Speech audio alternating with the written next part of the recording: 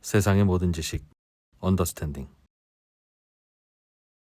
한국외국어대학교 재성훈 교수님 모셔보겠습니다. 어서 오십시오. 안녕하세요. 네, 안녕하십니까? 네, 안녕하세요. 러시아. 그 교수님은 러시아에서 공부도 하셨고. 네, 러시아 어디에서 공부하셨어요? 저는 모스크바 국립대에서 했습니다. 아, 러시아 그럼 최고의 명문대. 러시아의 서울대입니까? 네, 그렇죠. 근데 뭐 제가 공부를 잘한 건 아니었습니다. 네, 근데 러시아에서는 공부 잘하는 학생들이 가는 거죠. 아, 러시아도 전국의 의대 다 채우고 그 다음에 모스크바 국립대로 옵니까? 그렇지는 않아요. 그렇지 러시아에서는 소련 시절부터도 그렇지만 의사가 좀 그렇게 사회적으로 뭐 좀 뭐랄까 돈도 많이 벌고 예. 지위가 않아요? 높고 이런 게 아닙니다. 그럼 공무원이에요? 노동자의 하나죠. 노동자의 하나. 그럼 의사가 흔한가 봅니다. 그것도 맞고요. 수가 많나 보네. 숫자가 많다 보니까. 네, 네. 알겠습니다. 그것도 더 가면은 약간 더 가면 저 잘 모릅니다.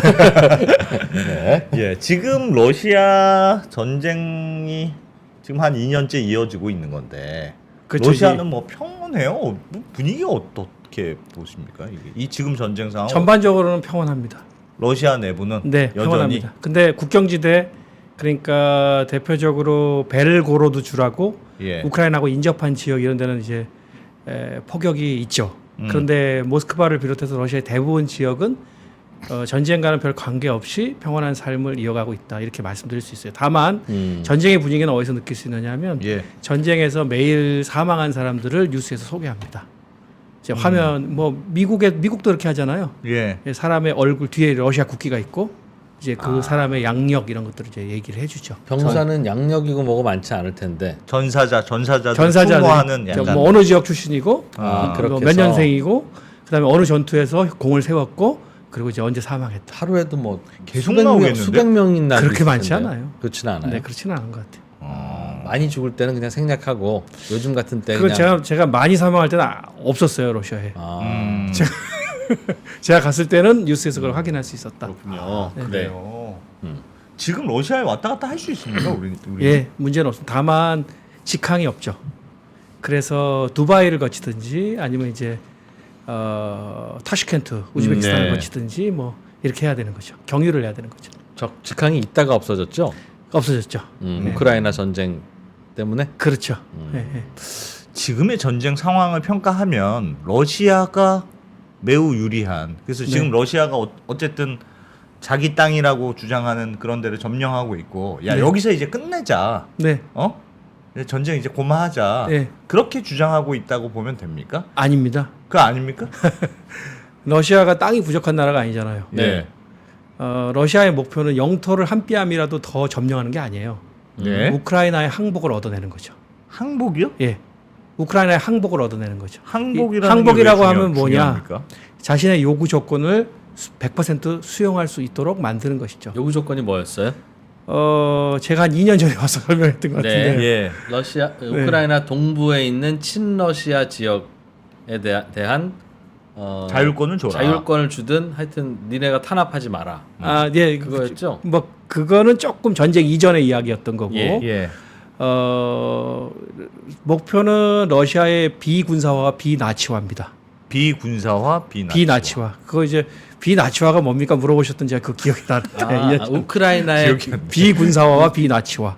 비군사화는 나토 그렇죠. 가입하지 말라. 비군사화는 우크라이나가 나토에 가입하지 말라는 겁니다. 예. 예, 그리고 우크라이나가 군사적 수단을 통해서 과거에 이제 크림반도나 아니면 돈바스 지역을 그러니까 우크라이나 동부 친러 지역을 수복하려는 계획을 세웠는데 그거를 포기하라는 겁니다. 포기해라. 네.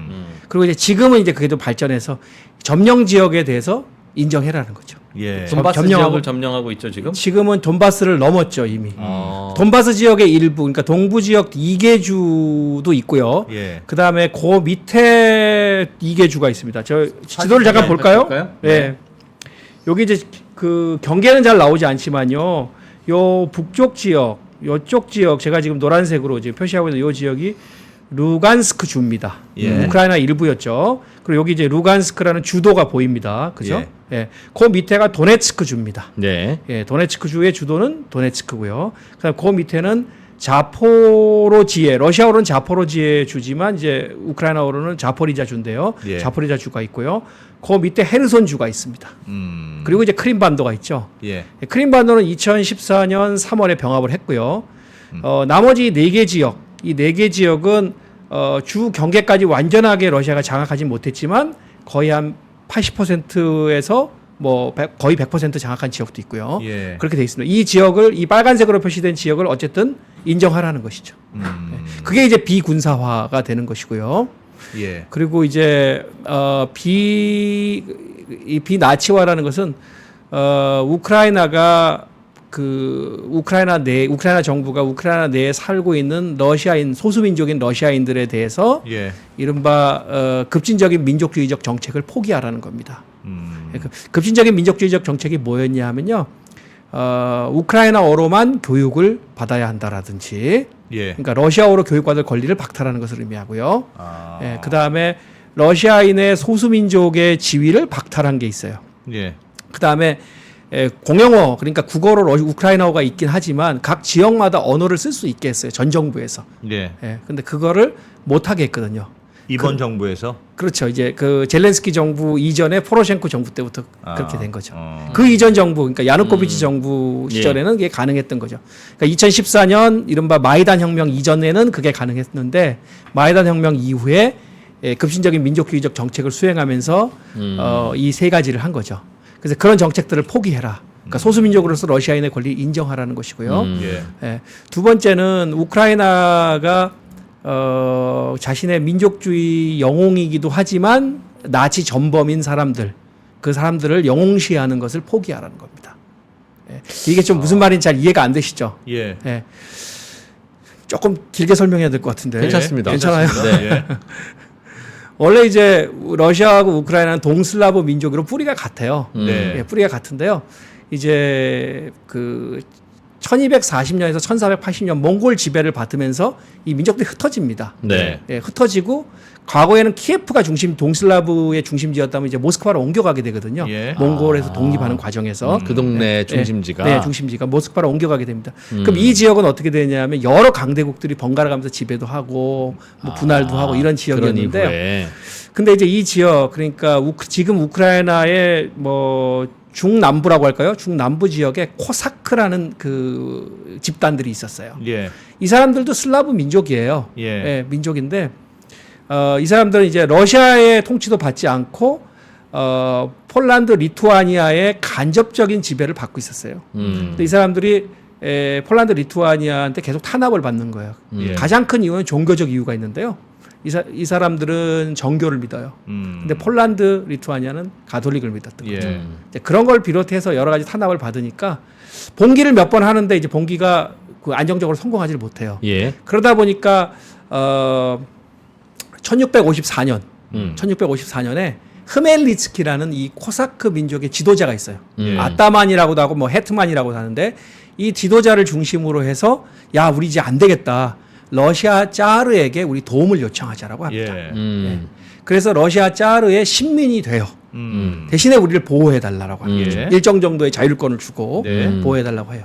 그렇게 해서 이제 흐멜리츠키는 우크라이나에서 과거에 어떤 사람이었냐면 슬라브 민족의 위대한 통일을 이룬 사람.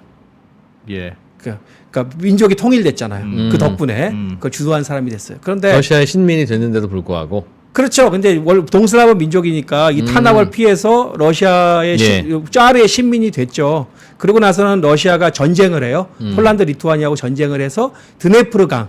네. 그러니까 우크라이나 그러니까 지도를 보시면 드네프르강이 이거예요. 예, 드네프르강이 수도인 키이우라고도 하죠. 예. 우크라이나어로는 지나서 이렇게 이제 흘러가거든요. 이 강이, 예. 이 강이 이렇게 해가지고 흑해까지 흘러가요. 이렇게 꺾어갖고 흘러갑니다. 저게 이제 다른 나라에서는 도나우강이라고 부르는 그 강 줄기랑 같은 거죠? 도나우, 두나이, 제가 아닙니다. 잘 모르겠는데. 네. 예. 예.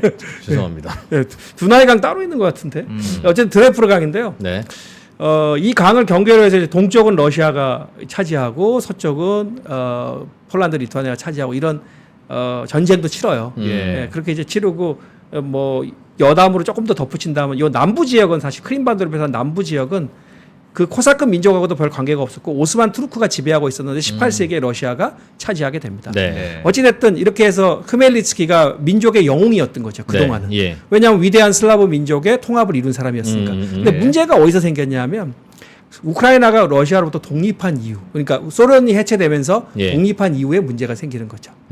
뭐냐면 독립국가로서 국가적 정체성을 강화해야 되는데 그러니까 이제 민족주의가 발동하는 거죠. 근데 흐멜리츠키는 천하의 역적이 된 거죠. 러시아로 통합시킨 사람이니까. 네.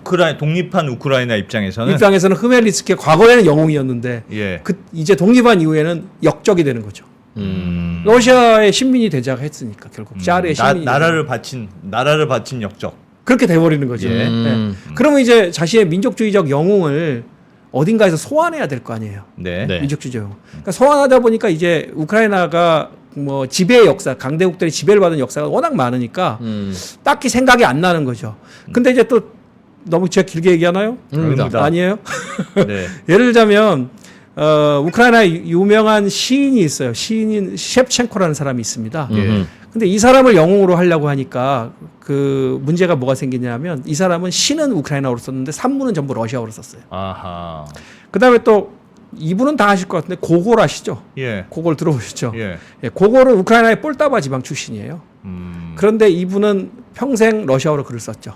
물론 폴타바 지방의 어떤 모티브를 잘 활용해서 쓰긴 했지만 그러니까 러시아와 우크라이나의 역사가 너무 중첩돼 있으니까 네. 민족적 영웅을 찾기가 어려운 거예요. 그래서 어디서 찾았냐면 20세기 초에 폴란드의 지배를 받습니다. 우크라이나 서부 지역이. 예.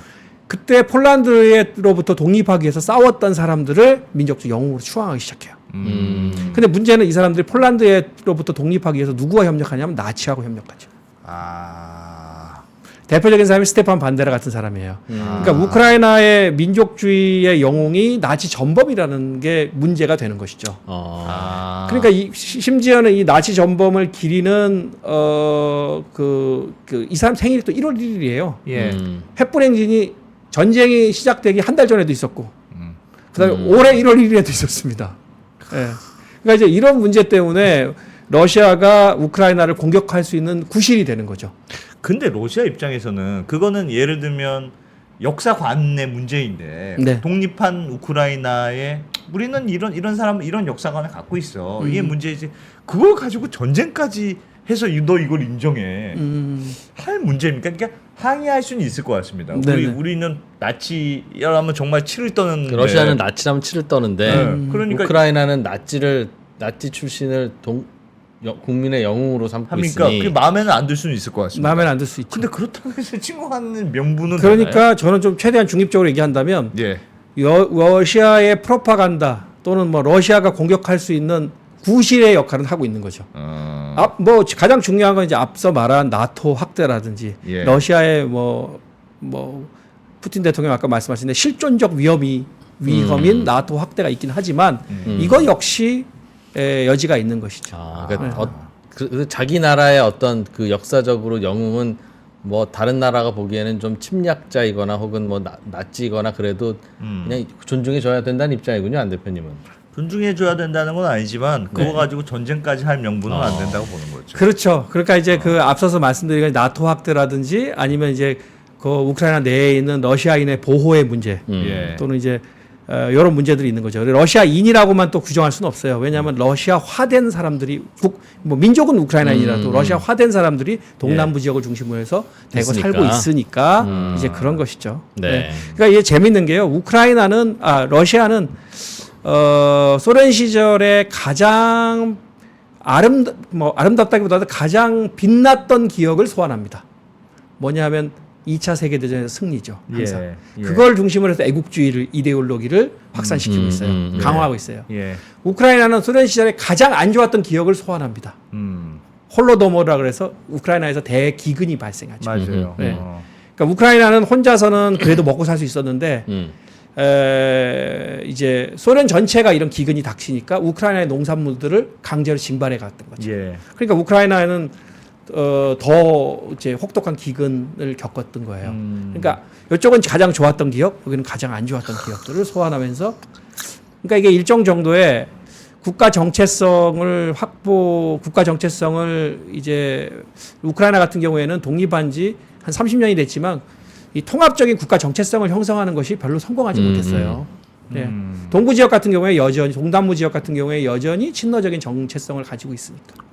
네. 그러면 교수님 그 러시아가 지금 요구한다는 두 가지 그러니까 그 전쟁 비군사화 비나치화 그 두 가지 둘 다 근데 지금까지 2년이나 되게 치열하게 전쟁을 한 우크라이나 입장에서 받아들이기가 쉽지 않을 것 같은데요. 완전히 그냥 두 손도 이거는 전쟁도 휴전도 아니고 그냥 와 우리는 그냥 모든 걸 다 가져가세요 이런 느낌이 것 자, 같은데. 근데 재밌는 게 뭐냐면 예.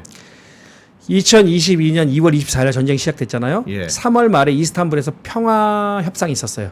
그 평화 협상에서 타결된 것들이 있어요. 네. 타결된 것들이 뭐였냐면 그 당시에 우크라이나 나토 가입을 하지 않는다. 음. 대신에 강대국 안전보장을 받아들인다.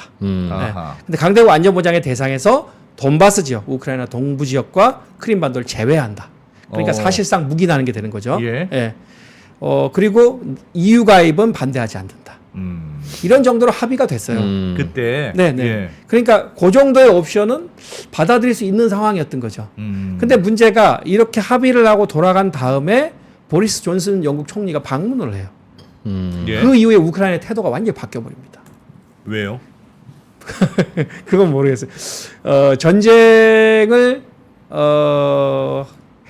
하면 보리스 존슨 총리는 전쟁을 해라. 푸틴이 제시하는 어떠한 문서에도 서명하지 마라. 우리가 도와주겠다. 도와주겠다. 아. 근데 이렇게 이제 이거는 다 알려진 얘기고요. 예. 이거는 이제 우크라이나 내부에 있는 인사가 이미 얘기했던 것이니까 다 알려진 얘기고. 그래서 이제 우크라이나 입장에서는 더 나은 조건에서 협상이 가능하다고 본 것 같아요. 네. 또 이거를 더 이러한 확신을 더 강하게 심어준 것은 러시아의 초기 정격전이 실패했기 때문이죠.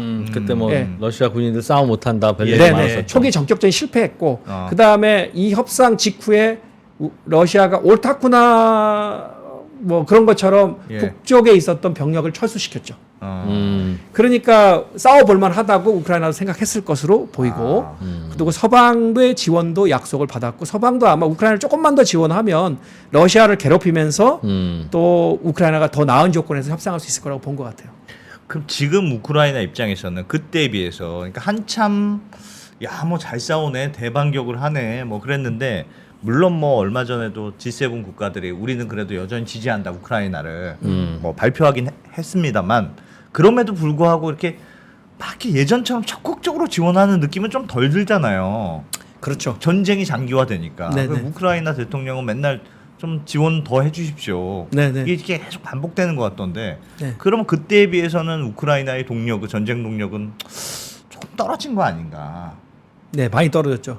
어쨌든 러시아는 생각보다 잘 버티네. 처음에 러시아가 좀 별로 아닐까 이렇게 생각했다가도 생각보다 잘 버티고 어쨌든 수복한 지역에 대해서는 그냥 계속 마치 자기네 땅인 것처럼 이미 그러고 있는 거 아닌가. 네, 네. 그런 생각은 들어서 우크라이나가 좀 유리한 조건으로 다시 협상할 수 있을까? 그 약간 퀘스천이 있어요. 그래서 젤렌스키 대통령이 협상을 못 하는 거예요. 아, 더 나은 조건으로 협상을 할 수 있어야 되는데 그때가 최선이었구나. 만약에 그보다 안 좋은 조건으로 해서 합의를 한다. 네. 그러면 젤렌스키 대통령이 정치적인 생명이 유지될까요? 또는 죄송한 말씀이지만 물리적인 육체적인 생명도 유지될 수 있을까요? 민족주의자들의 엄청난 위협을 받을 것 같은데요. 그러니까 지금 그런 상황이에요. 그래서 굉장히 많은 말씀하셨는데 서방이 우크라이나에 대한 지원에 소극적인 것 같다. 맞아요. 소극적이 됐어요. 예. 특히 이제 미국을 먼저 보면 미국 같은 경우에는 아까 제가 말씀드린 바와 같이 우크라이나를 조금만 지원해줘. 러시아가 보니까 좀 생각보다 잘 못 싸우네. 정격전 성공 못했네가 된 거죠.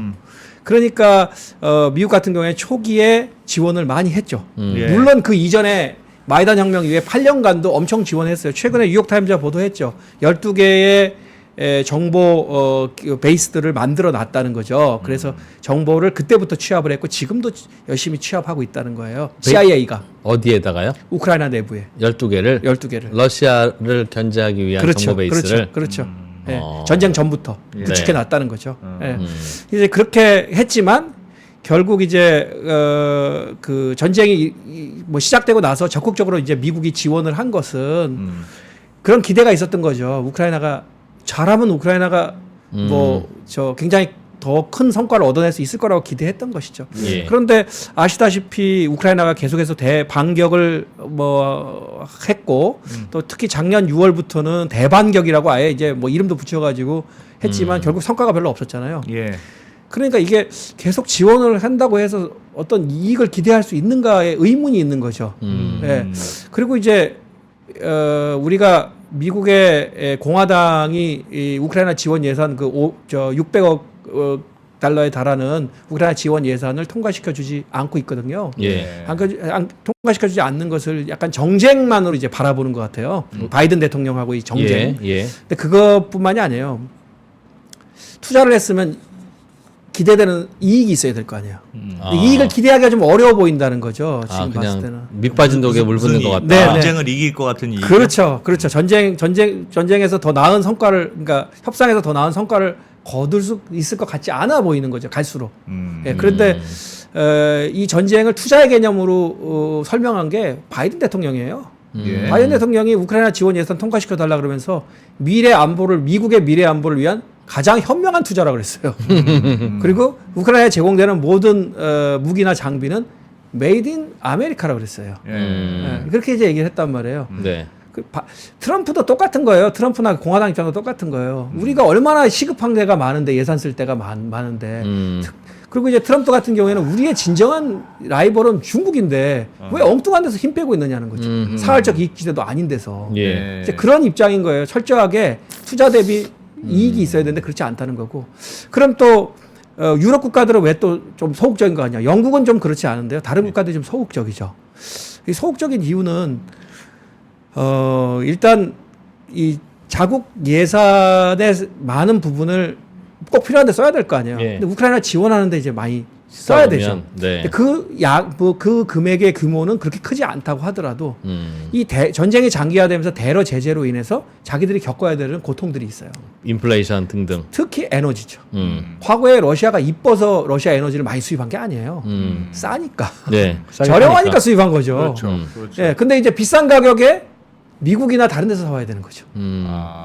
그러면 불편하군요. 뭐 잘 하시겠지만 불편한 걸 넘어서 경쟁력이 떨어지는 거죠. 예.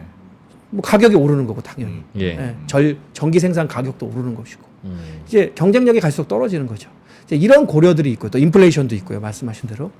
그다음에 특히 이제 그 중유럽, 이제 요즘엔 중유럽이라고 하죠. 폴란드, 체코, 헝가리 같은 나라들은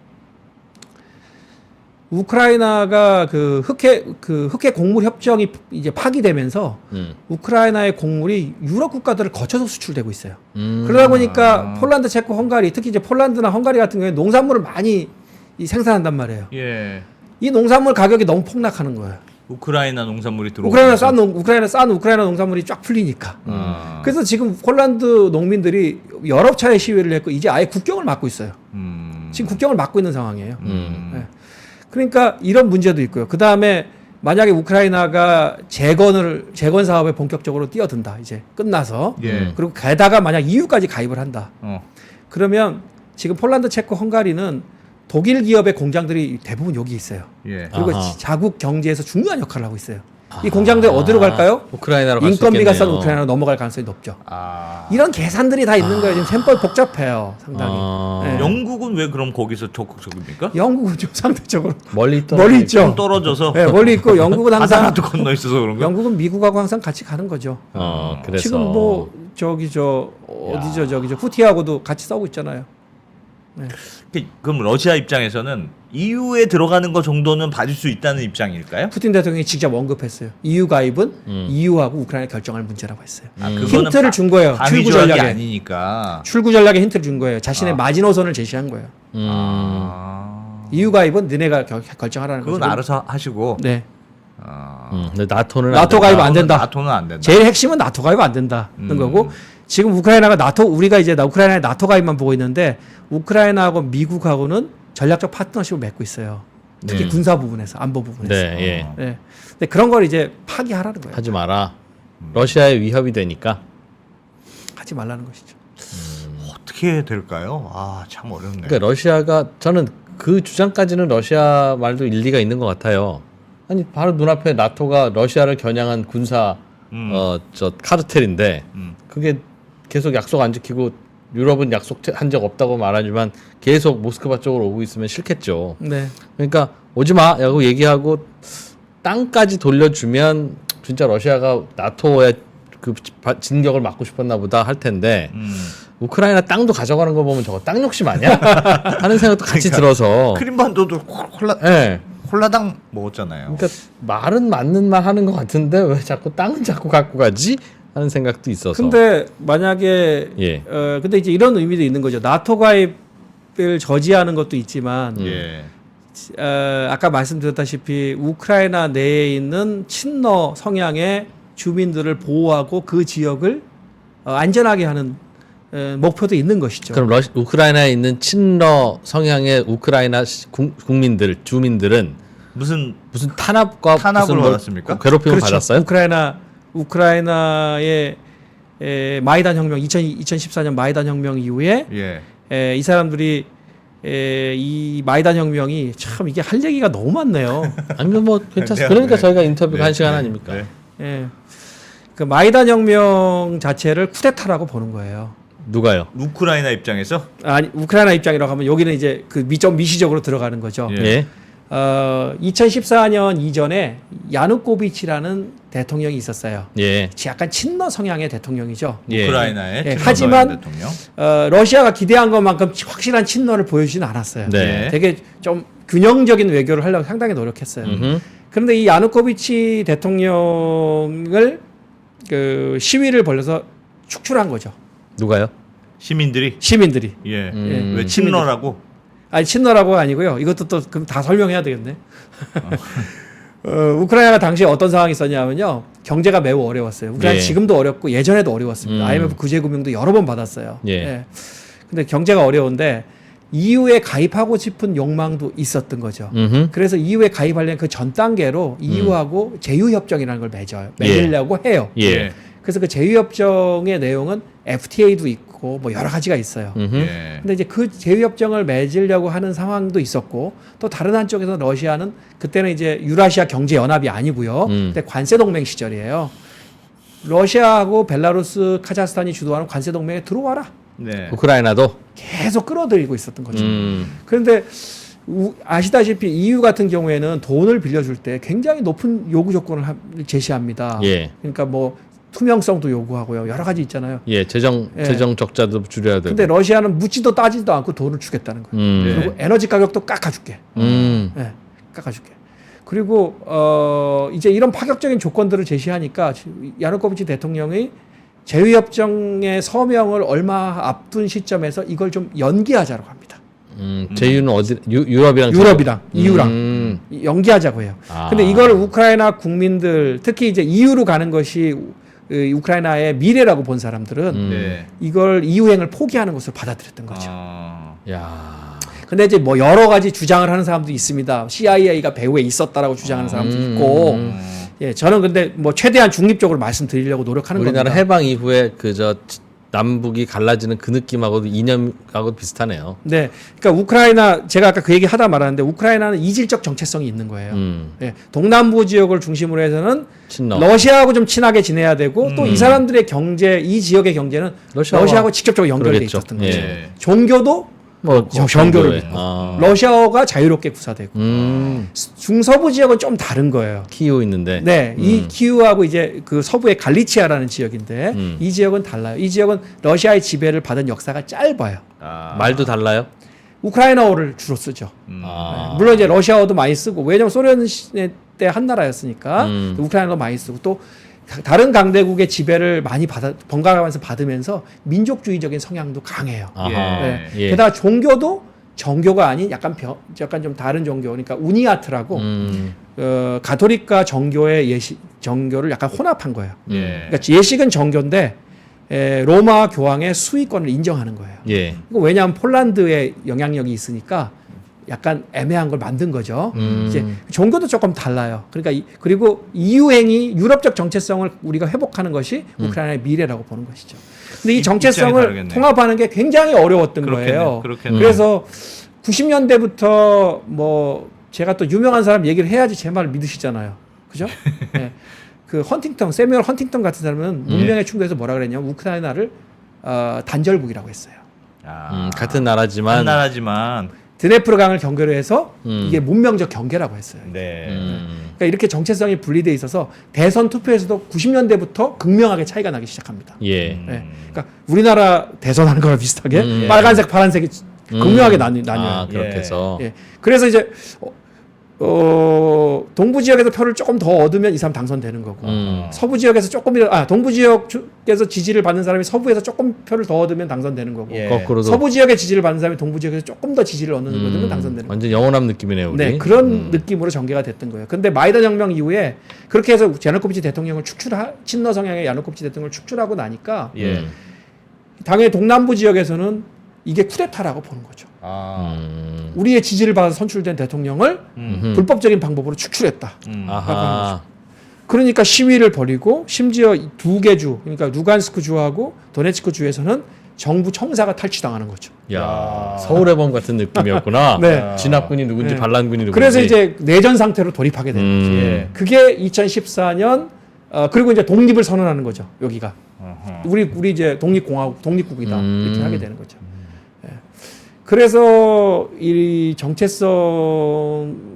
이질적 정체성이 있는데 우크라이나에 그 새로 들어온 마이단 혁명으로 들어선 이 과도 정부 그리고 그 뒤를 이은 포로셴코 젤렌스키 정부는 민족주의에 기반해서 국가 정체성을 강화하려고 한 거예요. 예. 그러니까 러시아어 사용도 제한하고 러시아인의 소수민족 지위도 박탈하고 이제 그렇게 했던 것이죠. 예. 우크라이나도 보급해야 되니까 그렇구나. 예. 그렇게 했던 것이고. 근데 그렇게 아주 심각하게 그 설명만 들으면 매우 심각하게 탄압했다고 보기는 어려운 것 같은데. 그러니까 러시아어를 우리 쓰는데 너희 러시아어 쓰지 마.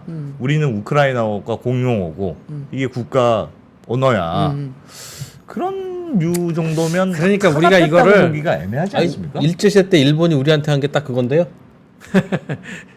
야, 조선말 쓰지 마. 우리는 그러니까 이제 같은 조금 나라야. 자반 예. 막 넣고 우리가 어. 우크라이나 표현을 조금 든다 그러면 러시아가 이것을 일종의 명분으로 활용해서 개입했다. 우리가 이제 이렇게 해석할 수 있는 것이고요. 예. 또 러시아적 입장에서 봤을 때는 불법적인 쿠데타도 문제지만 자국민에 대해서 폭력을 행사해서 진압하려고 했다. 그러니까 러시아가 우크라이나에게 요구하는 게 우리가 일본한테 요구했던 거랑 되게 비슷해요. 일본이 센 나라고 러시아가 센 나라니까 서로 입장이 좀 이상한 것 같지만 야 자기네 나라만 쓰는 저쪽 민족 건드리지 마라. 아니 근데 그럼 어쨌든 그래도 우크라이나는 국가가 분리가 됐잖아요. 한 나라가 아니고. 어쨌든 우크라이나 그 내부에 친러 성향의 사람들이 있을 수는 있으나 어쨌든 국경이 분리됐는데 그걸 어떻게 얘기합니까? 그렇죠. 우리가 이제 국제법의 가장 기본은 그렇지. 국가 주권의 신성 그럼, 불가침성이거든요. 그런 의미에서 러시아의 침공은 정당화될 수는 없죠. 예. 그런 측면에서 보면 정당화될 수는 러시아도 없죠. 침공한 건 잘못했고 네. 우크라이나도 그 친러 성향의 돈바스 지역의 주민들을 너무 강하게 탄압한 것 같다. 그렇죠. 이제 내전 상황에서 그 갈등이 더 심화된 거예요. 내전 상황 8년간 내전을 했으니까요. 예. 죽고 죽이는 일들이 빈번했을 거 아닙니까? 그러니까 그래서 이제 그런 일들이 있었던 거고. 알겠습니다. 그래서 러시아가 들어온 거라고 볼 수도 있는 것이다. 하여튼 그렇죠. 뭐 쉽지는 않을 것 같네. 들어보니까 쉽지는 않. 뭔가 이렇게 균형점이 맞아야 합의가 되잖아요. 제가 재미있는 얘기 하나 할까요? 어. 한국 같은 경우도 저는 이제 요 관련해서 논문도 쓰고 그랬지만 이 정체성의 문제가 되게 중요한데 예. 한국 같은 경우에는 북한하고 북한이 지금 이국가 체제로 살자는 거 아니에요? 예. 예. 우리가 이제 민족 간 관계가 아니고 적대국가 관계다 이렇게 규정하고 있는 거잖아요. 예. 김정은 위원장이 그렇게 하고 있는 거잖아요. 예. 북한이. 자, 그런데 우리는 통일을 하려면 민족적 정체성을 유지, 강화, 회복해야 합니다. 통일을 하려면. 그죠? 예. 예. 그런데 또 문제가 뭐냐면 우리나라는 지금 이주 배경 인구가 급격하게 증가하고 있어요. 예. 지금 이제 이 이주 배경 인구가 증가하게 되면 우리나라가 OECD가 규정하는 다민족 국가의 그 목록에 들어가게 됩니다. 예. 자, 그러면 민족적 정체성을 가지고 대한민국의 정체성을 규정할 수가 없게 돼요. 그렇죠. 그러면 또 다른 민족을 벗어난 대한민국 국민의 정체성은 무엇이라는 걸 규정해야 해요. 그러니까 우리는 지금 민족적 정체성에 기반을 두고 우리가 국가 정체성을 규정해야 되는 과제도 있는 거고 예. 또 다른 한편에서는 민족의 기반을 두지 않은 국가 정체성을 규정해야 되는 과제도 있는 것이에요. 네. 굉장히 딜레마적인 상황이죠. 예. 그러니까 이 국가 정체성과 어떤 민족 정체성의 문제는 뭐 중요한 연구 주제예요. 알겠습니다. 그러면 러시아가 어쨌든 전쟁을 2년이나 끌어왔어요. 근데 왜 경제는 좋습니까? 네? 경제가 뭐 한 4%의 성장률을 했다. 그래서 매우 경제가 좋다고 하던데 자, 왜 이렇게 좋습니까? 네, 러시아가 2022년에 마이너스 2.1% 성장했어요. 예. 2022년에 예. 전쟁이 시작됐던 첫 해 굉장히 선전한 거죠. 예, 선전했습니다. 근데 또 GDP 규모가 세계 8위였어요. 예. 한국은 13위로 떨어졌죠. 네. 예. 그런데 2023년 그러니까 작년 경제 성장률이 푸틴 대통령이 12월에 국민과에 대해서 발표했을 때는 3.5%. 근데 지금 최근에 1월 달에 총리가 발언한 것은 최대 4%라고 했어요.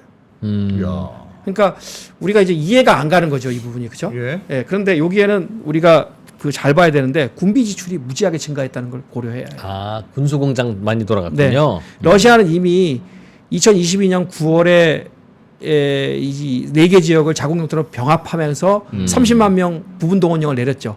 그러면서 군산 복합체를 완전히 재편합니다. 예. 이 전쟁은 장기화된다는 것을 확신한 거예요. 아. 그리고 무기와 탄약의 생산량을 비약적으로 늘리게 됩니다. 뭐 제가 이제 자료를 가져왔는데 예. 이 서방 언론의 보도를 종합한 결과입니다. 탱크 생산량이 5.6배. 전쟁 전보다 보병 전투 차량 생산량이 3.6배, 장갑차 생산량이 3.5배, 포탄 생산량이 연 200만 발에 근접하고 있다는데 이거는 서방 정보기관이 당초 추정한 것의 2배가 예. 넘는 거예요. 예. 그리고 2020년 유럽 국가 전체의 포탄 생산량이 30만 발이에요. 음. 그러니까 어마어마하게 늘리고 있는 거죠, 이거를. 예. 그 다음에 이제 이 군비 지출의 증가 그리고 군산복합체의 생산 증가가 첫 번째 이유라면 두 번째 이유는 에너지 생산 및 수출이 유지되고 있다는 거예요. 그 금지하지 않았습니까? 에너지. 자, 우리가 이제 착각하고 있어요. 뭐냐면 유럽에 석유, 가스 계속 수출하고 있어요. 예. 해상을 통한 석유 수출만 금지됐을 뿐이에요. 예. 육상을 통해서는 계속 수출하고 있어요. 예. 가스는 노드 스트림을 지금 못 쓰죠. 예. 투르크 스트림이 있어요. 터키를 지나가는. 어허. 이거 작동되고 있어요. 어. 그 다음에 우크라이나를 통과하는 가스관도 있어요. 이 가스관이 지금 가동되고 있는지 없는지는 잘 모르겠지만 어쨌든 뭐 예전처럼 유럽이 많이 수입하고 있지는 않지만 예. 수입은 하고 있다. 음. 예. 그리고 이제 여기서 감소분을 어디서 충당해 주느냐 하면 중국, 인도가 충당해 주고 있는 거기서 것이죠. 많이 사간다고. 네, 많이 사가고 예. 있죠. 예. 그리고 러시아 경제가 타격을 입으려면 유가가 떨어져야 돼요. 예. 그런데 러시아는 통상 3년치 예산을 한꺼번에 짜요. 매년 3년치 예산을 짜요. 예. 유가를 어느 정도로 보고 짜냐면 $60 기준으로 짜요. 야. 근데 지금 유가가 지금 얼마입니까? 브렌트유 기준으로 $80죠. 80불. 예. 예. 예. 우랄산은 조금 더 낮아요. 그렇다 하더라도 재정적 여력이 있다는 거죠. 물론 러시아도 재정 적자를 보고 있긴 해요. 네. 하지만 여력이 있다는 것이고요. 그다음에 마지막으로는 러시아가 서방의 대러 제재를 회피하기 위해서 했던 여러 가지 정책들이 어느 정도 효과를 보고 있어요. 예. 대표적인 게 수입 대책. 네. 수입 대책은 2014년부터 본격적으로 추진했는데 뭐 일정 정도의 성과가 있어요. 국산품 러시아 국산품 쓰자. 그렇죠. 최근에 김정은 위원장한테 선물한 세단 있잖아요. 네. 그거 러시아에서 생산한 거죠. 그러니까 그걸 왜 선물했겠어요? 예. 두 가지 노림 쓴 거예요. 서방의 대러 제재가 있어도 우리 이렇게 자동차 멋있게 만들어. 아. 이런 거죠. 그게 VIP만을 위한 세단을 만드는 그런 그 회사에서 생산한 거예요. 네. 이런 거 보여주는 거. 두 번째는 이제 북러 우호를 또 한 번 이제 상징하는 것이죠. 허허. 그리고 이제 그 다음에 병행 수입, 우회 수입이 잘 되고 있어요. 제가 그 예전에 이제 러시아 갔는데 코카콜라 공장도 없어요. 문 닫았어요. 예. 못 들어와요. 예. 근데 코카콜라가 식당마다 쫙 깔려 있어. 거기 어떻게 들어왔냐? 밀수하는 겁니까? 병행 수입. 병행 수입. 아, 뭐 폴란드에서 수입해 오고. 폴란드는 안 들어가고 음. 이제 카자흐스탄이라든지 아, 스탄 쪽에서. 어. 아니면 이제 아제르바이잔이라든지 이런 것에 넘어가고 있는 거죠. 야, 러시아 비즈니스맨들도 진짜 열심히 사는 거예요, 그죠? 예. 완전히 막을 수는 없겠지. 자, 진짜. 그리고 이제 수출 상대국도 상당 부분 수출 상대국하고 공급망도 전환이 됐죠. 유럽하고 그런 공급망이나 수출이 회복될 가능성은 전 전쟁이 끝나도 어렵다고 봐요. 예. 예, 그렇고 그다음에 달러화도 굉장히 열심히 하고 있죠. 그래서 무역 대금 결제를 자국 통화로 뭐 루블 네. 위안, 네. 루블, 네. 루피 뭐 이렇게 이제 하고 있는 거죠. 이제 이런 것들을 하고 있는데 경제 제재가요. 이 최근에도 이제 뭐 바이든 정부가 또 강화했죠. 2주년을 맞아서 강화했는데 자, 북한하고 이란도 굴복 못 시켰어요. 쿠바도 굴복 못 시켰죠. 근데 러시아를 어떻게 굴복시켜요? 러시아처럼 큰 나라를 쉽지 않아요. 어, 소련 시절에 유일하게 자급이 안 되는 게 농산물이었어요. 예. 곡물이었어, 곡물. 소련 시절에 유일하게 자급이 안 되는 게. 예. 근데 지금 러시아는 어떻습니까? 세계 최대의 곡물 수출국이에요. 또 비료 수출국이에요. 네. 그러니까 이게 굉장히 어려운 거예요. 아. 경제 제재로 다른 나라를 굴복시킨다는 게 쉽지 않아요. 작은 나라도 아니고. 그렇죠. 석유도나 식량도나 음. 사실 우리가 무역을 열심히 하고 대기업들 열심히 힘내도록 도와줘야 된다는 유일한 이유가 그렇게 해서 달러 안 벌어오면 식량과 에너지를 우리는 수입을 못 하니까 그러는 거잖아요. 네. 그렇죠. 식량하고 에너지가 가장 기본적인 거고 뭐 아시다시피 우리가 AI 같은 이런 걸 개발하려면 예. 개발하고 발전을 시키려면 전력이 어마어마하게 필요하죠. 그것도 역시 그럼 에너지가 에너지 좋아야 없이 안 되는 그렇죠. 거죠. 예. 유럽이 얼마나 경쟁력이 지금 떨어지는지 아시겠죠? 무슨 말인지. 예, 이런 상황인데 물론 군비 지출 증가가 너무 커요. 2024년 제가 이제 본 거 2024년 예산에서 37%가 정부 지출의 37%예요. 예. 국방비가. 우리나라가 14% 정도 되거든요. 예. 너무 비중이 큰 거예요. GDP의 6%예요. 와. 이렇게 지출을 하게 되면 장기적으로 경제에는 부담이 굉장히 클 거예요. 그리고 서방의 선진적인 기술 도입이 어렵죠. 예. 이걸 중국이 어느 정도 커버해 줄 수 있을까요? 장기적으로 볼 때 러시아 경제는 어려울 거예요. 근데 지금은 잠깐 좋아 보이는 좋아 보이긴 보이는 하지만 국면에 있다. 이게 착시 효과일 수도 있는 것이죠. 어쨌든 그러면 내부적으로 러시아 내부에서는 뭐 그렇게 처음에도 전쟁이 잘 안 느껴진다고 하셨는데 전쟁을 이렇게 오래 하는 거에 대해서 보통은 물가가 조금 오른 게 이제 그게 이제 전쟁을 느끼는 거죠. 그럼 큰 불만은 대신 없나 봐요. 실업률이 사상 최저죠. 다 왜냐하면 군대로 가니까. 30만 명 휴가 동원했죠. 네. 그 다음에 푸틴 대통령이 예. 언급했죠, 직접. 자원병이 50만 명이에요. 와. 50만 명이 넘어요. 예. 자원병이. 어. 제가 또 이렇게 얘기하면 자원병, 죽으러 가는데 강제로 막 징집된 거 아니야? 왜 자원해서 왜 가? 그러죠. 우리나라 월남전 생각해 보세요. 돈 네. 벌러 많이 가셨죠. 아 그렇게 입대를 결정하면 4,000불을 줘요. 4,000불. 와. 그 다음에 매달 3,000불을 줘요. 어. 그게 기본. 네. 3,000불을 줘요. 어. 근데 러시아의 많은 지방들이 가난해요. 음. 그러니까 이 사람들은 우리나라 가치를 어느 정도 생각하시면 되냐면 한국에서 생각하는 건 그러니까 우리 두 배로 계산하시면 돼요. 그러니까 3,000불이면 한 6,000불 정도 준다고 생각하시면 돼요. 러시아 물가를 생각하면 물가라든지 아니면 러시아의 어떤 뭐 생활 수준이라든지 이런 걸 전반적으로 고려했을 때 어. 굉장히 금액이 크단 말이에요. 1.5배에서 2배 정도 된단 말이에요. 예. 그러니까 집안을 살리기 위해서 돈을 벌기 위해서 많은 사람들이 입대하는 거예요? 자원병을 입대하는 거죠. 허허. 몰랐던 일들이 많네요. 아, 이 인도에서도 군인들 줄이면 왜 군대를 줄이냐고 막 데모하고 그런데 거예요. 그 중요한 공무원인데 젊은이들이. 그러니까 실업률도 착시 효과인 거예요. 어. 그렇게 많은 사람들이 나갔잖아요 지금. 그러면 이 푸틴의 인기가 여전히 매우 높아요. 그러니까 밖에서 보기에는 우리가 이런저런 외신에 보도되는 걸 보면 푸틴은 진짜 나쁜 놈 같고 그냥 별의별 짓을 다 하는 독재자. 그 인기도 없고 이 80% 막 그 인기율이 나오는 건 지지율이 나오는 건 이거 러시아가 정부가 여론 조작이다. KGB가 조작한 거야 이거. 그런 그걸 해낸다면 KGB는 참 훌륭한 기관 아니야. 21세기에 막 그런 걸 어떻게 해내. 80%가 나올 수가 있냐. 자, 재밌는 게 여론 조작. 저는 이제 대학을 오래 다녔어요. 예. 8년을 다녔어요. 예. 그래서 월드컵을 3번 봤어요. 94년, 98년, 네. 2002년 예. 월드컵을 다 봤습니다. 어. 그때 대통령이 제가 졸업할 무렵에 대통령이 푸틴이었어요. 지금도 푸틴이죠. 지금 푸틴이죠. 네. 그리고 제가 정년퇴임 할 때까지도 푸틴일 가능성도 있어요. 와. 예, 푸틴이 조금만 더 무리한다면, 예. 예, 한 80, 거의 90세까지 집권한다면, 어떻게 예. 그럴 수가 있습니까? 그럴 수 있죠. 그런데 글쎄요, 이게 제가 지금 이제 지지율만 말씀드리면 80%가 넘는 건 사실이에요. 예. 국정 지지도가. 그런데 뭐라 그래야 되죠? 푸틴을 지지하는 이유들은 몇 가지가 있어요. 사람들이. 첫 번째는 푸틴이 보여줬던 그 퍼포먼스들이에요. 퍼포먼스가 있어요? 네, 2000년대 사실 1990년대 러시아를 생각해 보세요. 예. 굉장히 가난하고 몰락한 2등 국가라고 생각했죠. 예. 그런데 어찌 됐든 뭐 유가의 덕을 받든 안 받든 2000년대 초중반에 연평균 7.8% 성장을 했어요. 고도 성장을 한 거죠. 예. 예.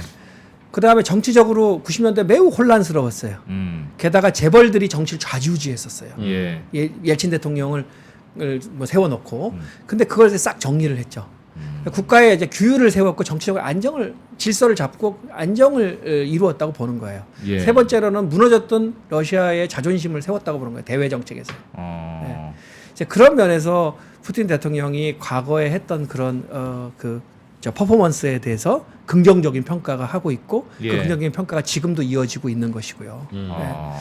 뭐 두 번째로 봤을 때는 엘리트들이 푸틴 대통령에 대해 푸틴 체제라는 그 기반 위에서 엘리트들의 통합이나 통제가 이루어지고 있는 거예요. 지금 그게 무슨 말입니까? 푸틴 대통령이 없으면 이 엘리트 체제가 무너진다는 거예요. 결국. 왜요? 엘리트라면 어떤 사람들이에요? 예를 들면 재벌들, 예. 아니면은 테크노크라트들, 아니면은 이제 러시아에서 가장 중요한 집단이라고 할 수 있는 실로비키라는 집단인데 예. 정보기관이나 군 출신들, 예. 뭐 이런 집단들이 푸틴 대통령을 정점으로 해서 단결이 돼 있다는 거예요. 근데 그거야 푸틴 대통령 바꾸고 다른 대통령 세우면 또 그 정점을 또 마찬가지가 그러니까 되지 대안이 않아요? 없다는 결론도 돼요. 그 너무 오래 해서 그런 거 아닙니까? 푸틴 말고. 상상이 안 돼서 그런 뭐 거 그럴 수는 아닙니까? 있죠. 그럴 수는 있죠. 그래서 이제 엘리트들의 지지가 굳건하다.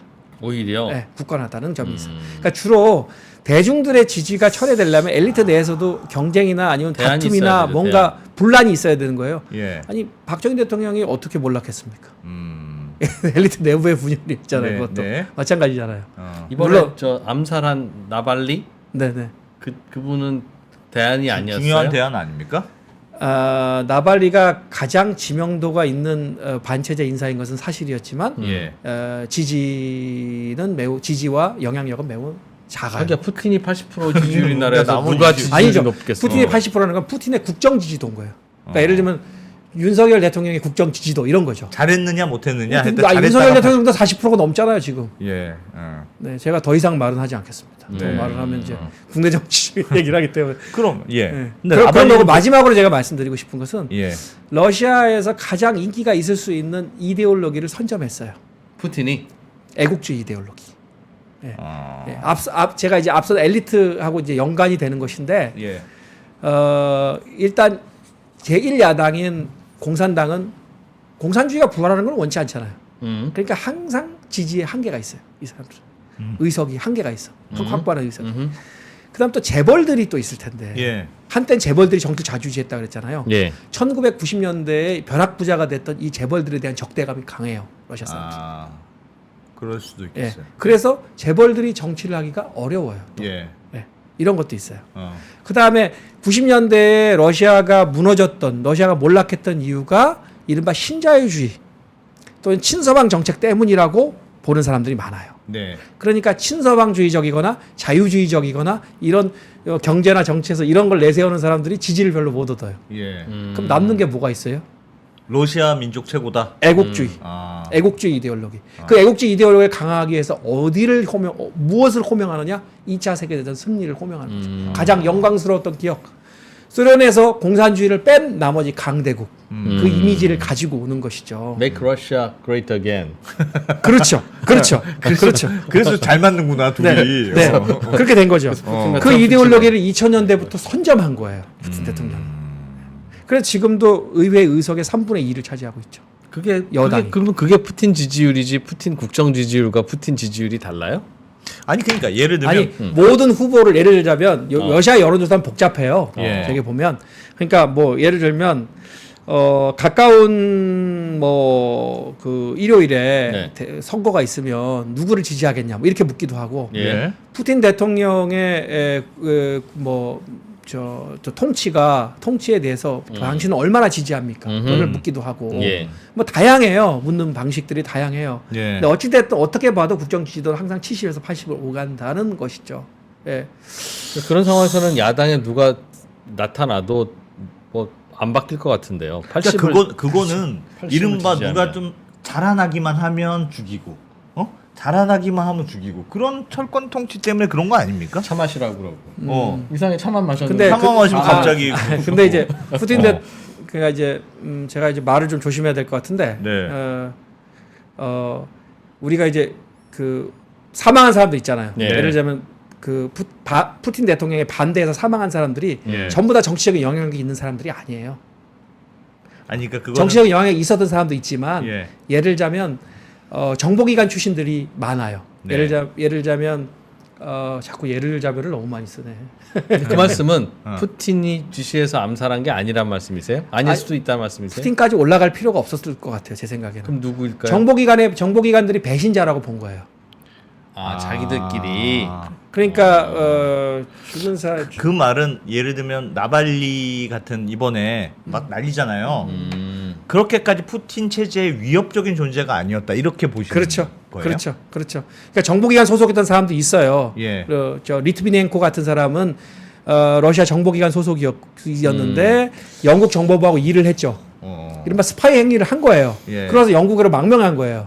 그러니까 정보기관 소속들이 가가지고 그래도 푸틴의 홍차를 대접한 거죠. 근데 푸틴 네. 그러면 또 푸틴이 죽였다고 전 세계 여론이 그들 텐데 그런 행위를 푸틴의 허락, 묵인, 지시 없이 할수 정보기관이 있어요? 단독으로 할 수 있어요? 글쎄요, 그건 잘 모르겠어요. 근데 거기까지 오케이. 관여했을까는 싶어요, 솔직히. 근데 관여를 안 하고 오케이를 안 바꿔서 단독 행동을 했다는 건 이상하지 않습니까? 그러니까 만약에 진짜 억울했으면 푸틴이 불러다가 너 왜 하지 말라는 짓을 해갖고 내까지 욕 먹어 이렇게 모르겠어요. 그거에 대해서는 저는 가능하면 제가 확인하지 않은 것은 얘기하지 않기 때문에 그러나 그들끼리였을 수도 있다. 그건 알 수 없는 거죠. 그러니까 이번에 제가 말씀드리고자 하는 핵심 사항은 뭐냐면 예. 모두 진짜 그 사람을 정적에서 제거하기 위해서 지시에 의해서 죽인 사람만 있는 것은 아니다라는 거죠. 그만큼 공고하다는 뜻인 것 같습니다. 그러니까 푸틴의 지금 지배력이라는 게 아니지 새니까 푸틴 허락도 안 받고 자기들끼리 싸우고 그건 제가 알 수 없어요. 푸틴의 승인을 받았는지 안 받았는지는 알 수 없어요. 지금 시간이 다 됐는데 나발리 얘기 알겠습니다. 빨리 해야 되는 거 네, 아니에요? 네. 나발리로 이어가시죠. 예. 뭐한 지금 얼마밖에 안 예. 남았습니다만. 네. 근데 그 나발리도 그럼 정보기관 출신은 아니요. 아니잖아요. 나발리는 아니죠. 아까 말씀드렸듯이 정적이 될 수 있는 사람들이 있었어요. 예. 그 사람들이 예를 들면 보리스 nemtsov라는 그런 지도자도 있었고요. 예. 그 사람은 이제 괴한의 총격으로 사망했죠. 예. 그런 사람들도 있어요. 뭐 안나 폴리트콥스카야라고 그래서 체첸 전쟁에서의 그 잔악행위 이런 걸로 이제 고발하고 반 푸틴 행위를 해서 이제 총 맞아서 죽은 그런 기자도 있어요. 그런 네. 기자들도 있는데 나발리 같은 경우에는 영향력은 실제로 크지 않았지만 반 푸틴 시위를 여러 번 주도했었고, 예. 그리고 생각보다 그 시위는 영향력이 있었었고, 예. 가장 중요한 것은 서방에 가장 잘 알려진 반체제 인사였다는 거죠. 예. 근데 이 나발리가 체포돼서 30년형을 받고 예. 여러 가지 죄목이 다 붙었어요. 러시아 최북단의 교도소에 갇힙니다. 북극권에 있는 네. 거기 중범죄자들이 가는 곳에 갇혔어요. 근데 이제 뭐 그 2월 16일인가 사망했죠. 예. 사망을 했는데 이제 푸틴이 죽였다. 이렇게 이제 주로 얘기를 보도를 하고 있죠. 예. 근데 제가 개인적으로 제가 이제 여러 자료를 봐서는 나발리가 죽기를 바랬겠죠. 왜냐하면 굉장히 성가신 존재예요. 그건 그랬을 것 같아요. 귀찮고 네. 성가신 존재예요. 계속해서 성가신 존재인 건 사실이에요. 근데 죽기를 바랬겠죠. 그러니까 외부와 면회도 어렵고 정보가 차단된 추운 그 교도소를 보냈겠죠. 최북단의 교도소를 보냈겠죠. 그럼에도 불구하고 지금이 꼭 나발리가 죽어야 될 시점인가? 거기에는 의문이 있다는 거예요. 왜냐하면 대선이 불과 한 달도 안 남았어요. 이 시점에서 굳이 변수를 만들 필요가 있을까요? 너무 공고한데 이미 나발리는 대중의 기억에게 잊혀지고 있었어요. 그리고 이미 형무소 가 있고. 네, 이미 잊혀지고 있었어요. 아. 잊혀지고 있었기 때문에 수년이 지났기 때문에 잊혀지고 있었고 예. 굳이 나발리를 여기서 소환할 필요는 없었다고 생각해요. 제 생각에. 투표하는 입장에서 전략적인 입장에서는 변수를 안 만드는 게 중요한 거 아니에요? 그건 그러네요. 그렇긴 한데 그건 나발리를 지금이야 뭐 줄일 필요는 없으나 나발리 말고 다른 사람에게 경고를 하기 위해서 나발리를 죽였을 가능성은 없습니다. 근데 대선이 끝나고 해도 되지 않나요? 이미 다른 후보는 그런 거 보면? 보인 사람이 없으니. 예, 다른 후보들이 푸틴 대통령에 도전할 정도의 지금 지지를 얻는 사람들도 없어요. 근데 물론 이제 나발리 지지자들은 주로 이렇게 얘기를 초기에 많이 했어요. 그러니까 교도소의 가혹행위라든지 아니면 이제 그 수감 환경 자체가 나발리 건강을 악화시켰다. 이렇게 주장하기도 하고 볼 수도 있겠네요. 또 장기적으로 독극물을 주입했다. 이렇게 주장하기도 해요. 단기적으로 조금씩. 네. 근데 즉각적으로 나발리를 이 시점에서 죽이는 것은 굳이 좀 왜 개연성이 굳이 왜? 좀 떨어지지 않느냐라는 언제든지 생각은 죽일 수 있는 들어요. 거라면. 네. 네. 그건 그럴 수도 있을 것 같네요. 네. 그러니까 알겠습니다. 오늘 시간상 알겠습니다. 여기까지 했는데 예. 하나의 질문이 남았었어요. 러시아 우크라이나 전쟁이 끝나면 이제 우크라이나 재건 사업에 한국이 뛰어들 수도 있을 텐데 1분 만에 대답해야 되는 것 같은데. 네. 교수님은 재건 사업에 가더라도 그 잔금 못 받을 가능성이 있으니 우크라이나가 돈이 없으니까 요거 잘 신중하게 해야 된다 그런 말씀이죠? 네, 그런 말이고요. 우크라이나는 일단 상환 능력이 없어요. 그래서 무상을 먼저 주면 유상에 참여할 수 있게 해주겠다고 하는 거예요 지금. 네, 목록을 다 제시하면서.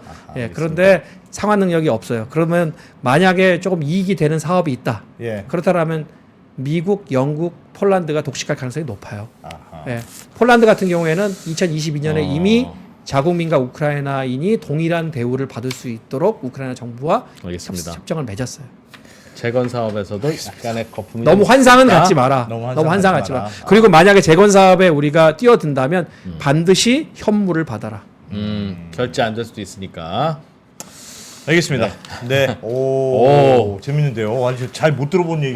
근데 앞에서 너무 시간을 많이 썼네요. 근데 오늘 그 덕분에 그 러시아와 우크라이나의 오랜 역사에 대해서 또 좀 배웠고. 이좀 배워야 또 다음 사건에 저희가 응용할 수 있으니까요. 네. 네. 네. 한번 조금 더 업데이트해서 한번 더 모시겠습니다. 저희가. 또 한국에 대해서는 시간- 몇백만 원씩 내고 배우는 이걸 어. 저희는 공짜로 배워서 예, 저희 학교 등록금이 쌉니다. 네, 참고로. 죄송합니다. 네, 한국에 한국외대 재성원 교수님 감사합니다. 고맙습니다. 네, 고맙습니다.